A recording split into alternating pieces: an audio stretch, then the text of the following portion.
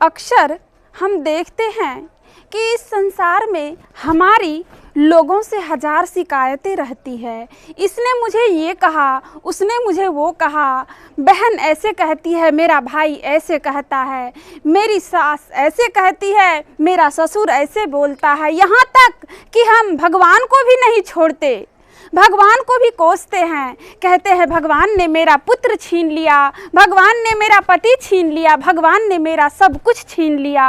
और यह कहकर हम कहते हैं कि हम भगवान को नहीं मानते क्योंकि भगवान ने हमें कुछ नहीं दिया, परमात्मा ने हमें कुछ नहीं दिया। हमारा तो बस एक बहाना होता है भगवान से हटने का। वास्तव में हम किसकी शक्ति पर जी रहे हैं यह तो हमें पता ही नहीं। ईश्वर का सब कुछ दिया हुआ है।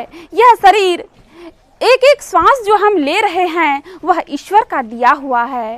हम अपनी सारी शक्ति दूसरों के अवगुणों को, दूसरों के दोषों को देखने में लगा देते हैं और दूसरों को देखने में हमारा सारा समय नष्ट हो जाता है और हम अपने आप को देखने का हमें वक्त ही नहीं मिल पाता।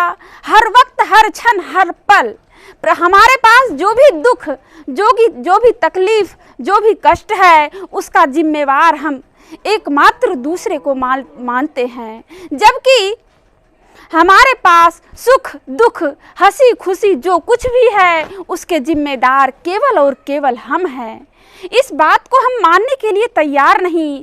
प्रत्येक पल, प्रत्येक क्षण हम दूसरे के दोषों को देखते देखते हमारा समय नष्ट हो जाता है और हम अपने जीवन में आगे नहीं बढ़ पाते हैं।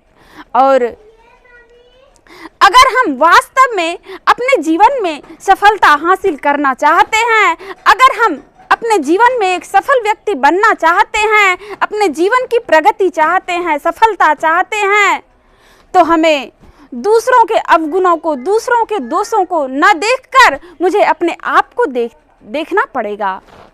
हम जिस वक्त, जिस क्षण, जिस दिन हम अपने आप को देखना प्रारंभ कर देंगे, अपने अंदर के अवगुणों को देख कर एक एक करके उन अवगुणों को समाप्त करने का प्रयास करते जाएंगे, हमारे सफलता का मार्ग उसी दिन से खुलना प्रारंभ हो जाएगा।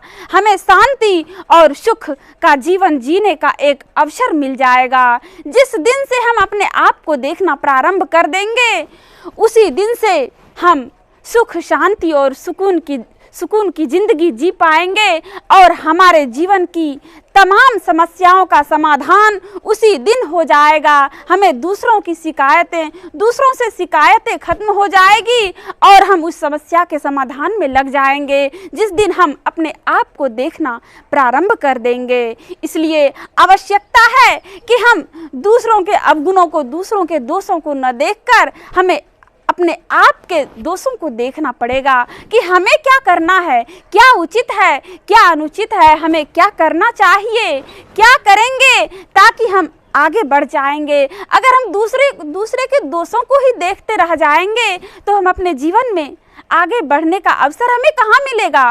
वक्त उतना कहाँ है, वक्त नहीं है ऐ वीरो अब गाफिल होकर सोने का, बिंदु राह से निकल बहादुर तम मंडल टपना होगा।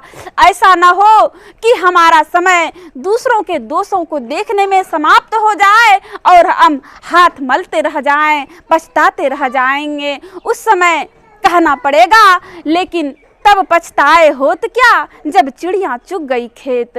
वक्त था जब काम का उसे उड़ाया धूल में, वक्त था जब काम का उसे गमाया भूल में। वक्त था हर सांस को जौहर बना सकता था तू, वक्त को बर्बाद करके जिंदगी खोता रहा। इसलिए अभी वक्त है, इस वक्त को हम दूसरों के बुराइयों को देखने में न लगाकर अपने आप को देखना प्रारंभ कर दें और अपने आप को देखकर हम अपने सफलता की कुंजी हम अपने हाथ में ले लें। इसी में हमारी भलाई है। माना कि यह दुनिया बुरी है, बुराइयों से भरी हुई है, लेकिन उससे हमें क्या लेना देना। हम तो अच्छा बन जाएं, हमें तो अच्छे बनना है, हमें तो एक सफल व्यक्ति बनना है। इसके लिए आवश्यकता है कि हम एक आदर्श व्यक्ति बनने के लिए, एक सफल व्यक्ति बनने के लिए हमें अपने आप को, अपने अंतर मन को झांकना पड़ेगा।